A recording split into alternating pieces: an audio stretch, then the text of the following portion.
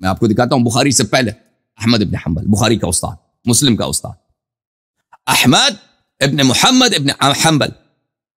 یہ کتاب ہے الجامع لعلوم احمد، جلد نمبر 3، چھاپ دار الفلاح، کتاب چھپی ہے سنہ 2009 میں. دار الفلاح کہاں پہ؟ حی الجامع، ظاہر ہے مصر میں چھپی. اچھا یہاں پہ ملاحظہ فرمائیے صفحہ نمبر 22 میں،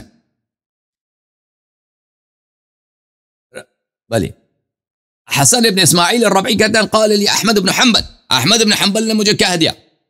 وہ کون ہے؟ احمد ابن حنبل امام اہل السنہ الصابر تحت المحنہ، محدثین کا امام. اہل السنہ جب یہ کہتا ہے نا، اس سے مراد جماعت عمریہ نہیں ہوتی ہے، اس سے مراد ہوتا ہے محدثین کا امام. محدثین کا امام جس نے معتزلہ کے دور میں یعنی مأمون کے دور میں جتنا بھی اس پہ پریشر آیا، اس نے اپنا عقیدہ نہیں چھوڑا. کیونکہ مأمون کیا کرتا تھا؟ ان کو کتے کی طرح ذلیل کرتا تھا، محدثین کو مارتا تھا کوڑے ان کو، کہ تم اقرار کرو کہ کیا ہے اللہ قیامت کے دن نظر نہیں آئے گا، اور یہ کہتے ہیں ہم عقیدہ نہیں چھوڑ سکتے جی، یہ اللہ نظر آتا. وہ پھر وہ چھوڑتا نہیں، ان کو ذلیل کرتا تھا. تو اس زمانے میں بہت سارے محدثین نے توبہ کیا تھا اس عقیدے سے، لیکن احمد نے توبہ نہیں کیا تھا. یہ کہتے ہیں احمد نے توبہ نہیں کیا تھا، ٹھیک ہے نا.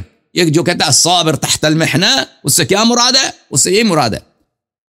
اور یہ ہے کہ خلق قرآن کا، قرآن جو ہے مخلوق ہے، نستجیر باللہ، یا قرآن مخلوق کے جھوٹ کو بھی بولتے ہیں نا ہم، اس لیے مخلوق لفظ ہے، ان ھذا الا اختلاق، مخلوق بناوٹی چیز. قرآن حادث ہے اور اس لیے اس کے لیے ہم لفظ مخلوق استعمال نہیں کرتے ہیں. یہ نہیں تھا قرآن، بعد میں قرآن کو اللہ تعالیٰ نے وجود میں لایا. جماعت عمریہ کیا کہتے ہیں؟ کہتے ہیں قرآن قدیم ہے جی، قدیم ہے. الیوم اکملت لکم دینکم واتممت علیکم نعمتی، یہ قدیم ہے جی، یہ ازل سے ہے. اوکے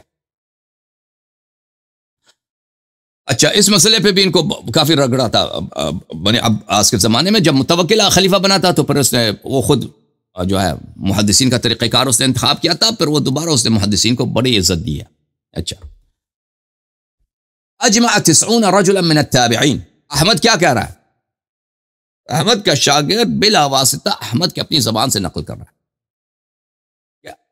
90 تابعین سے، 90 تابعین کا اجماع میں نے خود دیکھا ہے. وَأَئِمَّةُ الْمُسْلِمِينَ، اور میں نے مسلمانوں کا لیڈروں کو دیکھا ہے. وَأَئِمَّةُ السَّلَف، اور پرانے زمانے تابعین سے پہلے صحابہ وغیرہ، ان سب کا اجماع ہے. وَفُقَهَاءُ الْأَمْصَارِ، اور سب شہروں کے مجتہدین، نہ صرف محدثین کا. دیکھو عزیزو، جماعت عمریہ میں احمد بن حنبل کے زمانے میں بڑا ہی سخت تنش تھا، کانفلکٹ تھا. کس کے درمیان؟ بالخصوص مجتہدین اور محدثین کے درمیان، جماعت عمریہ کے. یہ ان کو اصحاب رائے کہتے تھے مجتہدین کو، اور مجتہدین ان کو حشویہ کہتے تھے، بیوقوف، احمق. یعنی محدث، کیونکہ ان کے پاس حدیث ہوتی ہے نا، یا حدیث اللہ نظر آئے گا، فلان ہوگا، وہ عرش پہ بیٹھا ہے، عرش کی صدا نکل آتی ہے، تو وہ لوگ ان کے مذاق اڑاتے تھے. مجتہدین محدثین، جماعت عمریہ کے مجتہدین جماعت عمریہ کے محدثین کے مذاق اڑاتے تھے، ان کو حاشیہ کہتے تھے کہ یہ بیوقوف ہے، یہ احمق ہے، ان کی عقل نہیں ہے. اور یہ ان کو اصحاب رائے کہتے تھے کہ تم کو پیغمبر کی سنت کی پرواہ نہیں ہے، تم اپنے رائے سے، اپنی فکر سے قیاس کر کے، استحسان کر کے جو مرضی فتویٰ دے دیا حلال حرام کو، شریعت چینج کرتے ہو، ٹھیک ہے نا. لیکن اس مسئلے پہ جو بھی پیش کر رہا ہوں، احمد کہہ رہے ہیں اس میں سب کا اجماع ہے، تابعین کا، مسلمانوں کے اماموں کا، پرانے اس تابعین سے پہلے جو ان کے علماء گزرے اس دور کے پرانے تابعین اور صحابہ کے جو دور کے جو لیڈرز تھے. فقہاء الامصار، مجتہدین، علی ان السنت التي توفی علیہ رسول اللہ صلی اللہ علیہ وسلم، اس سنت، وہ سنت جو اس پہ رسول پاک صلی اللہ علیہ وسلم دنیا سے گئے ہیں، اس کے اصول یہ ہیں. سنت تو بہت ہے، لیکن اس پہ رسول صلی اللہ علیہ وسلم جس پہ گئے ہیں، اس کا اصول جو ہے کیا ہے؟ ان سنت کا اصول یہ ہے. پھر وہ اصول گنتا جاتا ہے، ٹھیک ہے نا، اصول گنتا جاتا ہے. ان اصول میں کیا ہے؟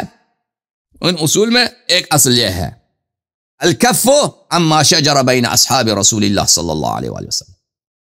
الکف، دیکھ رہے ہو نا او بھائی، اشیاء کتاب دکھا رہا ہوں. الکف عما شجر بین اصحاب رسول اللہ صلی اللہ علیہ وآلہ وسلم، کہ منہ بند کرو، ذکر نہ کرو، چھپا دو، مٹی پاؤ جی. کس پہ؟ وہ باتیں جن میں صحابہ نے آپس میں اختلاف کیا، نقل نہ کرو، چکو جی، چڑھو،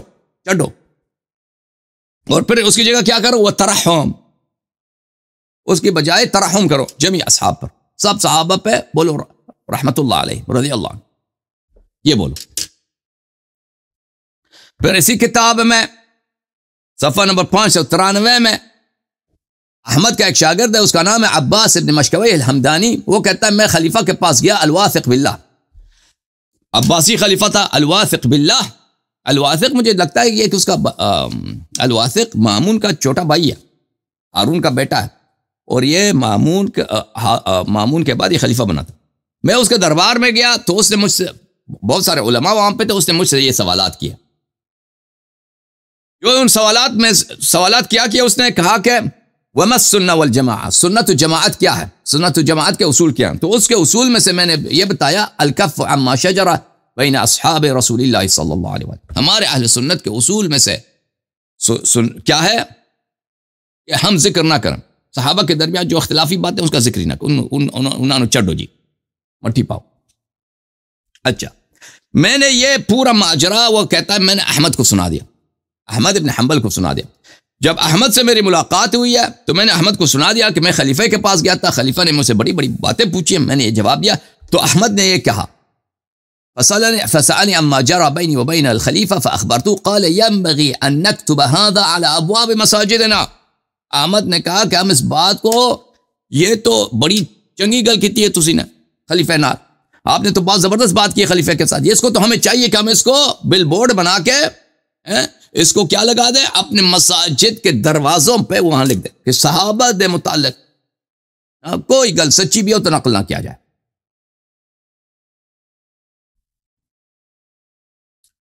سمجھ میں آئی نا عزیزو؟ تو یہ ان کا اصول ہے۔ اب انشاءاللہ تبارک و تعالی اگلے دن میں آپ کی خدمت میں احمد کے متعلق مزید بتاؤں گا کہ احمد کتنا فراڈی آدمی تھا، یہ احمد ابن حنبل، اور یہ کس طرح سے اب اس کے اپنے استاد، جب یہ وہ حدیث نقل کرتا تھا نا عبد الرزاق الصنعانی، اتنا بڑا کتاب سیر اعلام النبلاء میں ذہبی عبد الرزاق الصنعانی کے متعلق لکھتا ہے کہ رسول اللہ صلی اللہ علیہ وسلم کے بعد کسی ایک شخص کی طرف اتنا ترحل نہیں ہوا ہے جتنا عبد الرزاق الصنعانی کے پاس ہوا ہے۔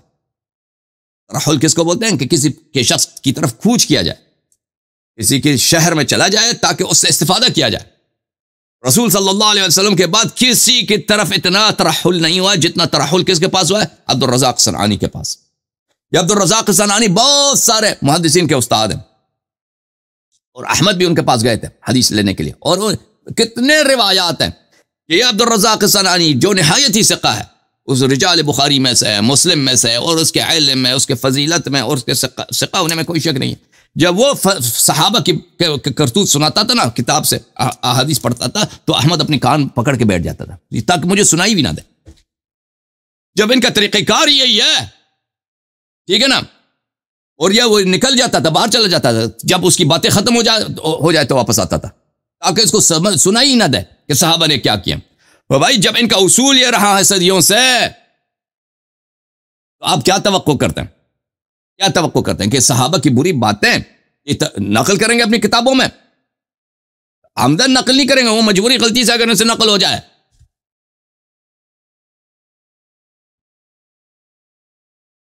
وہ عمدن نقل نہیں کریں گے اگر ان کو پتہ چل جائے کہ اس میں صحابہ کی کیا ہے کوئی بری بات ہے۔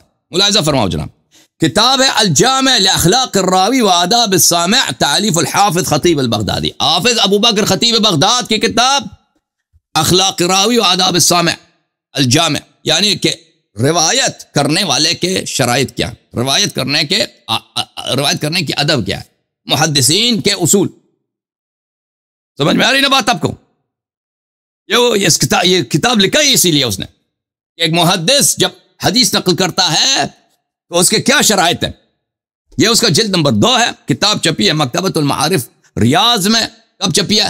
سن 1983 میں چھپی ہے۔ ریاض ٹیررزم کا دارالخلافہ۔ اچھا، ہم نہیں کہتا کہ بھائی تہران ان سے بہتر ہے، تہران بھی جو ہے نا وہ یہ دونوں ہم سچی بات کہتے ہیں بھائی، اب پہلے تہران ہے پھر ریاض، حقیقت میں دیکھا جائے تو شیعہ علماء خوش نہ ہو جائیں۔ اچھا، ٹیررزم ہے اور یہ فتنوں میں جنہوں نے دین کو اپنی حکومت کا اعلی کار بنایا، سعودیہ سے پہلے ایران والوں نے بنایا، اور وہ سعودیہ والے نے اگر شیعوں کی تکفیر کی ہے تو وہ ایران کے مقابلے میں آ کر انہوں نے کیا. جب تک ایران نے مذہبی فتنہ شروع نہیں کیا تھا کہ شیعوں کو ورغلائے مختلف ملکوں میں، تو وہ شیعوں کی تکفیر کرتے تھے، لیکن وہ چھپے چھپے ہوتا تھا. ان کا پورا یہ نیشنل پالیسی نہیں تھا ہر جگہ پہ کروڑوں ڈالر لگاؤ تاکہ شیعوں کی تکفیر کیا جائے.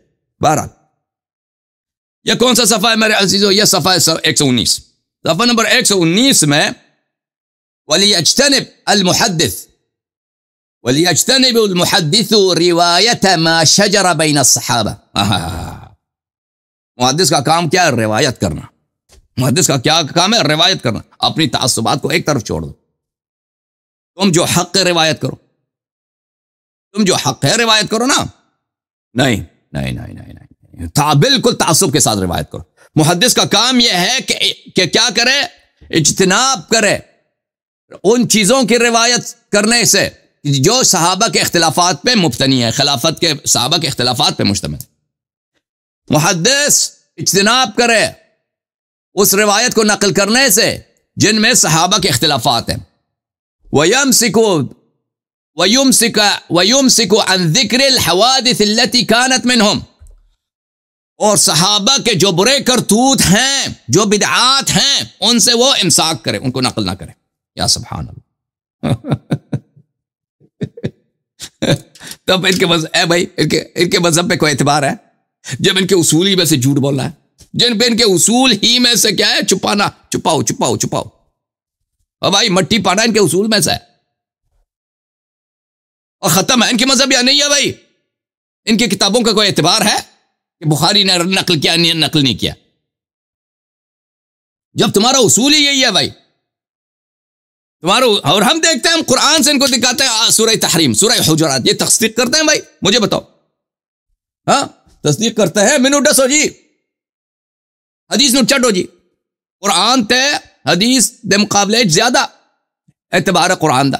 ٹھیک ہے کہ نہیں؟ یہ لوگ جب ہم ان کو قرآن دکھاتے ہیں، قرآن میں تو صحابہ کے متعلق یہ لکھا ہے، یہ ابو بکر ہے، یہ عمر ہے، تو یہ قرآن سے بھی ہاتھ اٹھاتے ہیں. قرآن کی تصدیق نہیں کرتے. نہیں کرتے. آ جائے کوئی مولوی مجھے یہاں پہ میرے سامنے کہہ دے کہ میں یہ آیات جو سورہ حجرات میں ہے میں اس پہ ایمان رکھتا ہوں، یہ آیات جو سورہ تحریم میں میں اس پہ ایمان رکھتا ہوں. آ کے کہہ دینا. میں مفتی قریشی صاحب کو دعوت دیتا ہوں، حنیف احمد قریشی صاحب کو، ادھر آ جائیں. ہم آپ سے پوچھتے ہیں کہ سورہ تحریم میں یہ باتیں لکھی ہیں، اگر میں ترجمہ غلط کروں تو میرا ترجمہ صحیح کرو تم. اور پھر مجھے بتاؤ، ترجمہ صحیح ثابت کرنے کے بعد ہم آپ سے پوچھیں گے کہ کیا آپ ان باتوں کی تصدیق کرتے ہیں؟ اللہ کا کلام ہے، تصدیق کرتے ہیں؟ نہیں کریں گے. مجھے پتہ ہی نہیں کریں گے. ہم بالکل صحیح ترجمہ کریں گے، بالکل صحیح ان کی اپنی کتابوں سے دکھائیں گے. نہیں کریں گے.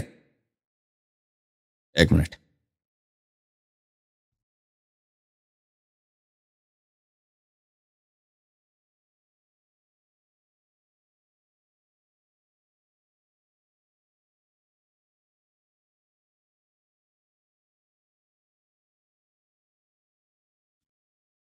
محترم ناظرین، صلی اللہ علیہ وآلہ ولعنت اللہ علیہ یزید.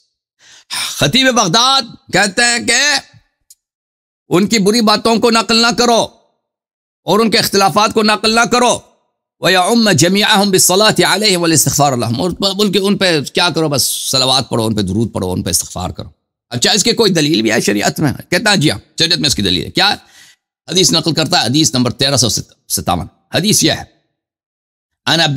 حدثني سلم بن سالم البلخی. یہ نام یاد رکھو. کیا ہے پہلا نام؟ سلم بن سالم البلخی. سلم پہلا نام ہے سلم. دوسرا نام ہے عبد الرحیم بن زید العمی. عبد الرحیم بن زید العمی البصری. اور وہ کن سے روایت کرتا ہے؟ اخبرنی ابی. وہ اپنے والد سے روایت کرتا ہے. اچھا. اور یہ ان کے والد صاحب جو ہیں، اور یہ تینوں کی تینوں کیا ہیں؟ یہ ضعیف ہیں. یہ تینوں کی تینوں ضعیف ہیں، بلکہ یہ کذاب بھی ہیں. اور بھائی اس کو کوئی خطیب بغداد تو اتنا بڑا محدث ہے، نہایت بلند پائے کا محدث ہے خطیب بغداد. تجھے کوئی صحیح حدیث نہیں ملی، اتنا تم نے بڑا قاعدہ بنایا کہ حق چھپا دو. تم نے ایک ضعیف حدیث لے کے آئے ہو، چلے وہ بھی کذابین سے. میرے والد نے مجھے کہا ادرکنا 40 شیخا من التابعین، ہم نے 40 شیخ کو دیکھا تابعین کا، ٹھیک ہے نا، کلہم یحدثون عن اصحاب رسول اللہ صلی اللہ علیہ وآلہ، وہ 40 جو ہے صحابہ سے روایت کرتے تھے، ان رسول اللہ صلی اللہ علیہ وسلم قال، کہ رسول اللہ صلی اللہ علیہ وسلم نے فرمایا من احب جمیع اصحابی وتولاهم واستغفر لهم جعلہ اللہ یوم القیامت معهم فی الجنہ، جو میرے سب صحابہ جمیع اصحاب، جو میرے سب صحابے سے محبت کرے اور ان سے دوستی رکھے، ان کے لیے استغفار کرے، خداوند متعال ان کو صحابہ کے ساتھ محشور کرے گا۔ دنیا میں کوئی شخص اپنے ہی صحابہ سے اس طرح بات کرتا ہے؟ وہ صحابہ خود سامنے والے بھی تو صحابہ ہیں، اور پھر یہ حدیث ہے ہی کن لوگوں سے؟ سلم ابن سالم عبد الرحیم ابن زید العمی سے، اور وہ اپنے والد سے روایت کرتے ہیں۔ میرے محترم ناظرین، یہ کتاب ہے الطبقات الکبریٰ لابن سعد المجلد السابع، چاپ دار صادر۔ یہ کیا ہے؟ سلم ابن سالم البلخی، صفحہ نمبر 374، طبقات الکبریٰ جلد نمبر 7۔ وَيُكَنَّ أَبَا محمد وَكَانَ مُرْجِعًا ضَعِيفًا، یہ مرجعی تھا اور ضعیف تھا۔ مرجعی محدثین کے نزدیک کافر ہوتا ہے، مرجعی محدثین کے نزدیک کافر ہوتا ہے، یہ ضعیف بھی تھا اور مرجعی بھی تھا۔ اچھا، یہ کتاب الکاشف فی معرفت من له روایت فی کتب الستہ، کاشف ذہبی صاحب کی کتاب ہے، جو وہ محدثین، وہ روات جن کے روایات کتب الستہ میں موجود ہے۔ اس کی ذہبی صاحب کی کتاب ہے، ذہبی، ٹھیک ہے نا۔ کتاب کہاں چھپی ہے؟ دارالقبلہ جدہ میں چھپی ہے۔ کب چھپی ہے؟ سن 1992 میں چھپی ہے۔ صحیح ہے بھائی، کوئی دکھا رہا ہوں نا، اس سے زیادہ کر سکتا ہوں، کتاب دکھاتا ہوں، کتاب کا مؤلف دکھاتا ہوں، کس سال میں چھپی ہے، کہاں چھپی ہے، ناشر کون، سب دکھاتا ہوں کہ نہیں دکھاتا، تاکہ کوئی نہ کہے کہ یہ شیعہ مولوی جو ہے نقلی کتاب دکھاتا، جعلی کتابیں دکھاتا۔ شروع میں جو تھا نا میرے پاس، یہ وہ بہت پہلے جب میں نے شروع میں کیا تھا، بہت سال پہلے، تو یہ جماعت عمریہ والے بالکل شاک ہو جاتے تھے، کیونکہ اس وقت میرے پاس یہ سسٹم نہیں تھا کہ میں کتاب دکھا سکوں۔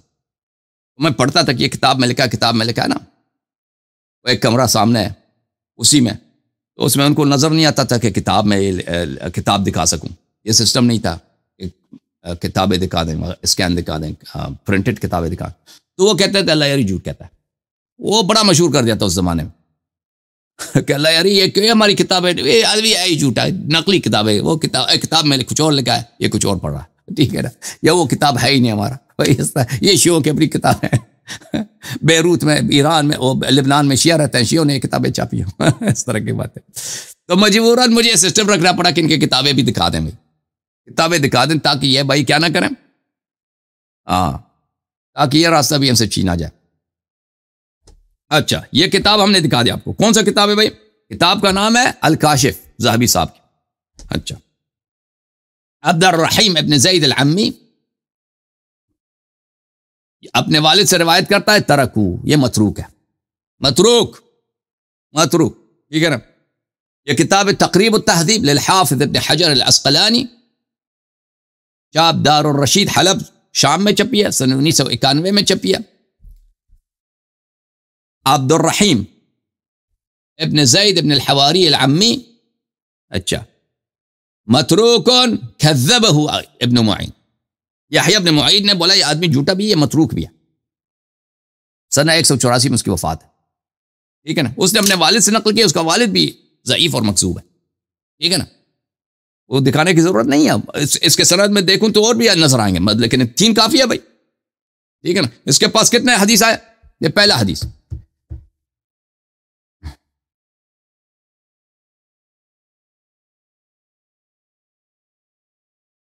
اس کے بعد یہ جو حدیث نقل کرتا ہے عزیزو، یہ کس کی کتاب ہے؟ جامع الاخلاق الراوی والآداب السامع، اس کس کی حدیث ہے؟ اس کی خطیب بغداد کی، یہ کہتا ہے صحابہ کے متعلق حرام ہے کہ ان کے اختلافات ہم نقل کریں۔ اچھا، کب پیغمبر نے فرمایا کہ ان کے یہ حرام ہے؟ کوئی حدیث اس کے پاس نہیں ہے۔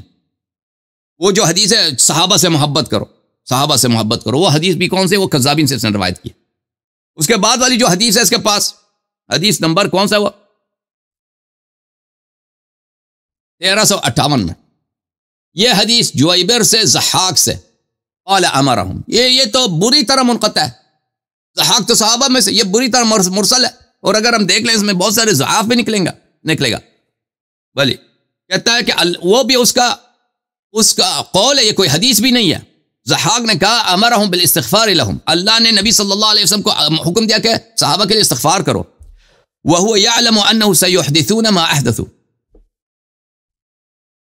اور اللہ تعالیٰ کو پتہ تھا کہ یہ بعد میں برے کام کریں گے. تو اچھا, تو اللہ تعالیٰ نے کب اپنے حبیب صلی اللہ علیہ وسلم سے کہا کہ سب صحابہ جو برے ہیں ان کے لیے بھی استغفار کرو؟ کب کہا ہے؟ یہ ضحاک کی یہ جو بات ہے یہ حدیث نہیں ہے, اس کا اپنا جملہ ہے. کہتا ہے اللہ نے حبیب صلی اللہ علیہ وسلم کو حکم دیا ہے کہ تم صحابہ کے لیے استغفار کرو. کب لکھا ہے کہ سب صحابہ جتنے صحابہ ہیں ان کے لیے استغفار کرو؟ کون سی آیا وہ قرآن کی دکھا دو ہمیں پہلے. وہ مومن صحابہ کے لیے استغفار کرو وہ ہے. اور پھر یہ ان کا استدلال کیا ہے؟ اللہ کو پتہ تھا کہ صحابہ بعد میں برے کام کریں گے تو اس نے حبیب صلی اللہ علیہ وسلم کو حکم دیا ہے کہ استغفار کرو. تو اس سے پھر تم نے کیسے نتیجہ نکال دیا کہ روایت کرنا حرام ہے ان کے برے کام؟ یہ تو اس میں تو نہیں لکھا نا, پھر بھی مان لیں یہ بھی تو اس میں نہیں ہے. بہرحال یہ ان کے قیاس پہ قیاس چلتا ہے, اور یعنی سچ سے یہ بات ثابت نہیں کر سکتے نا. یہ تو قرآن میں بھی نہیں ہے, حدیث میں بھی نہیں ہے کہ صحابہ کے برے کام تم نقل نہ کرو. پر لیکن یہ لوگ جو ہے نا, ان لوگوں نے اپنا اصول بنا دیا اس کو, کیونکہ ان کو پتہ ہے. اور یہ لوگ بڑے, یہ احمد بن حنبل ہیں, یہ یحییٰ ابو بکر آجوری ہے, یا خطیب بغداد, یہ لوگ چھوٹے لوگ نہیں ہیں. یہ بہت ہی ان کا علم بہت زیادہ ہے. جب یہ لوگ اس کو اپنا اصول بناتے ہیں نا, اس لیے کہ بخوبی کہ ان کو پتہ ہے کہ اس کی, اور ان کے پاس کوئی حدیث نہیں ہے, اس کی کوئی آیت قرآن نہیں ہے, اس کی کیوں اس کو اپنا اصول بنایا ان لوگوں نے کہ صحابہ کے برے کاموں کو نقل نہ کرو, یہ حرام ہے. اس لیے کہ ان کا مذہب ہی باطل ہو جائے گا, ختم ہو جائے گا. خود کہہ دیا اس نے ابو بکر آجری, میں نے بھی کتاب نہیں دکھایا کہ ہم اگر صحابہ کے کاموں کو بتائیں گے تو ہمیں اپنا راستہ چھوڑنا پڑے گا. کیا ہے وہ ایک کوڈ ہے کہ ہمیں مذہب عمر چھوڑنا پڑے گا یا وہ نہ پڑے گا, ختم بات ہے.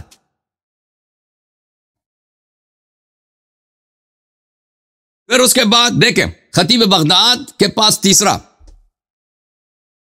روایت نمبر 359 روایت کرتا ہے کس سے؟ فلان فلان فلان سے, عوام ابن حوشب سے روایت کرتا ہے. عوام ابن حوشب وہ بھی کوئی صحابی نہیں ہے, وہ بھی کوئی بڑا تابعی کچھ بھی نہیں ہے. اس نے کہا ہے ادرکت من خیار هذه الامه وبعضهم لبعض يقول اذكروا محاسن اصحاب محمد علیہ صلی اللہ علیہ وآلہ وسلم لتعتلف علیہ القلوب. میں نے اس امت کے اچھے لوگوں کو پایا ہے, دیکھا ہے, پرانے زمانے میں وہ موجود تھے. وہ کہتے تھے کہ صحابہ کی اچھی باتوں کو نقل, ان کی تعریفیں بیان کیا کرو تاکہ لوگوں کے دلوں میں ان کی محبت بڑھ جائے. یا سبحان اللہ, یہ کوئی حدیث بھی نہیں ہے, کوئی قرآن کا آیا بھی نہیں ہے. وہ نقل کرتا اپنے جیسے متعصب لوگوں سے کہ صحابہ کے برے کاموں کو چھپاؤ, ان کے اچھے کاموں کو ان کو زیادہ پھیلا دو تاکہ لوگ ان سے محبت کریں. پھر روایت کرتا ہے ابو محمد عبداللہ بن ایوب المخرمی سے, اذا كان حديث لأهل البدع فيه قدح فلا يسر الله لمن يحدث ولا أجر أراه قال من سمعه. وہ بھی کوئی صحابی نہیں ہے, وہ تابعین میں سے, ان کے اپنے محدثین میں سے, کہ اگر اہل بدعت قدح کی احادیث نقل کریں, یہ پہلی بات ہے کہ یعنی جب یہ اب ان کا اصول بن گیا نا, دیکھا عزیزو, جب ان کا اصول یہ بن گیا کہ یہ حرام ہے کہ تم صحابہ کے برے کاموں کو نقل کرو, تو دنیا کے جتنا بھی نیک آدمی ہوگا نا, وہ صحابہ کا برا کام نقل کرے گا تو وہ کیا بن جائے گا؟ فاسق بن جائے گا نا. بھائی جب ان کا اصولی دین یہ بن گیا کہ صحابہ کے برے کام کو نقل کرنا حرام ہے, تو اگر کوئی شخص, وہ دنیا کا کتنا ہی بڑا محدث ہو, دنیا کا کتنا ہی بڑا نیک آدمی ہو, کتنا ہی سچ, وہ برا صحابہ کے برے کاموں کو نقل کرے گا, وہ تو فٹافٹ فی الفور وہ تو فاسق بن گیا. تو اسی بات کو کہ وہ کہہ رہا ہے کہ اہل بدعت جب حدیث نقل کریں, اہل بدعت جب حدیث نقل کریں جس میں صحابہ کا قدح ہے, صحابہ کی جرح ہے, صحابہ کی برے باتیں, فلا يسر اللہ لمن يحدث, کہتا ہے کہ اللہ تعالیٰ اس محدث کو جو اس حدیث کو نقل کر رہا ہے اس سے اللہ تعالیٰ راضی نہیں ہوتا. اچھا تو پیغمبر ہے, تجھ پہ وحی آئی ہے, تو کہاں سے کہہ رہا ہے کہ اللہ اس سے راضی نہیں ہوتا؟ تو ہے کیا چیز؟ اور خطیب بغداد سے میں کہتا ہوں, خطیب بغداد تو نے جب یہ کہہ دیا کہ ہمارا اصول یہ ہے کہ صحابہ کی برے باتوں کو نقل کرنا یہ حرام ہے, اس سے اجتناب کیا جائے, اس کے لیے تمہارے پاس حدیث کیوں نہیں ہے, آیا قرآن کیوں نہیں ہے؟ تم یہ گٹھیا باتیں 3 درجے کے تابعین سے نقل کرتے ہو. ولا اجر اراہ قال من سمع, اور جس نے جو کہہ دیا کہ بھائی کہہ دے کہ بھائی ہم نے یہ حدیث فلانے سے سنی ہے، اس کے لیے بھی کوئی اجر نہیں ہے، یعنی صحابہ کی بری باتوں کو بالکل نقل نہ کیا جائے۔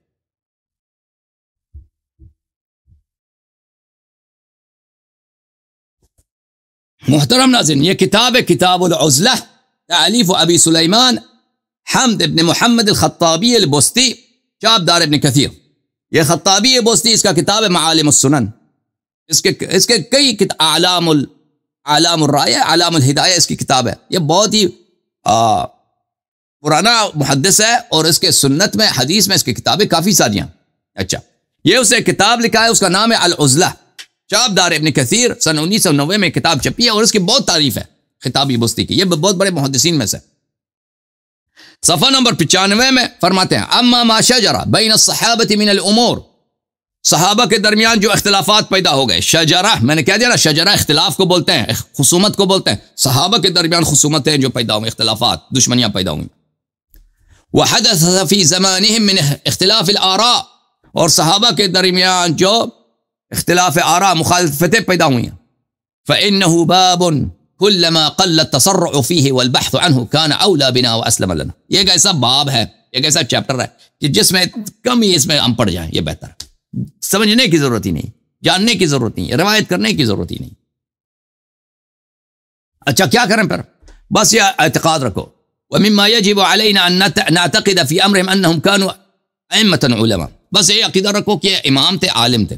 بھائی اگر امام ہے تو امام کی اتباع کی جاتی ہے، اگر امام نے امام سے لڑا ہے تو تم کیسے دونوں کی اتباع کرو گے؟ جہاں اس میں ان کی دشمنی تھی، ایک دوسرے کو وہ خلاف لشکر لے کے آئے تھے۔ قد اجتہدوا فی طلب الحق، سب صحیح تھے، سب نے حق کے راستے میں اجتہاد کیا ہے یعنی محنت کیا۔ وتحروا جهته وتوخوا قصده فالمصيب منهم ماجور والمخطئ معذور، تو سب نے حق کے راستے میں اجتہاد کیا، محنت کیا ہے، اور اس کے راستے میں انہوں نے خون جگر کھایا ہے، جس نے خطا کیا وہ اس کی عذر ہے، اور جو سچے راستے پہ تھا وہ ان کی حدیث ہے، وہ حدیث بھی باطل ہے، جھوٹ ہے۔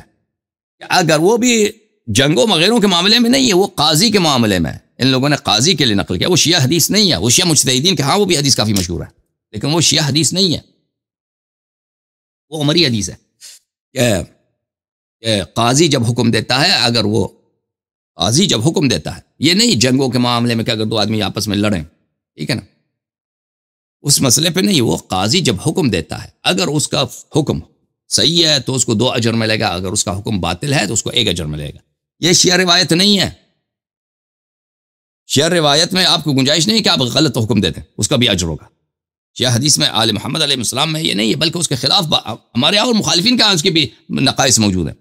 تو بہرحال یہ ان لوگوں یہ کہتا ہے وہ صحابہ کو بھی ڈبل اجر ملے گا، حالانکہ اس کی کوئی حدیث روایت نہیں ہے، ان لوگوں نے اس کو اپنے سے بنا دیا۔ اچھا